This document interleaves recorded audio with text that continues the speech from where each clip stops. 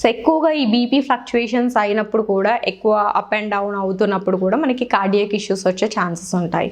So మనం BP ఉన్న వాళ్ళు ఏంటంటే హైపర్ టెన్షన్ బీపీని కూడా బ్లడ్ ప్రెషర్ని మనం మెయింటైన్ చేసుకుంటే మంచిది. అండ్ ఎక్కువ ఫైబర్ ఉన్న ఫుడ్స్ అనేది తీసుకుంటే ఈ బ్లాకేజెస్ అనేవి రాకుండా మనం మేనేజ్ చేసుకోవచ్చు. ఎందుకంటే ఈ blockages heart arteries blockages mostly fat వల్ల అయి ఉండొచ్చు, లేదు అంటే కాల్షియం బ్లాకేజెస్ కూడా అవ్వచ్చు. సో మనం కాల్షియం మన బాడీకి రిక్వైర్మెంట్ ఉన్నదానికన్నా ఎక్సెస్గా తీసుకుంటే కూడా కాల్షియం వల్ల కూడా బ్లాకేజెస్ అనేవి అవ్వచ్చు. అవే కాకుండా ఫ్యాట్ వల్ల అవుతాయి కాబట్టి సో ఈ ఆయిల్ కంటెంట్ ఉన్న ఫుడ్స్ కానీ అండ్ ఈ ఎక్కువ ఫ్యాటీ ఫుడ్స్ మనం తగ్గించుకోవాలి. అలాగే ఫైబర్, సో మనం ఎక్కువ ఫైబర్ పీచు పదార్థం తీసుకుంటే ఏంటంటే ఆ ఫైబర్ అనేది మనకి ఫ్యాట్కి బైండ్ చేసి తీసేయడానికి ఎలిమినేట్ చేయడానికి హెల్ప్ అవుతుంది.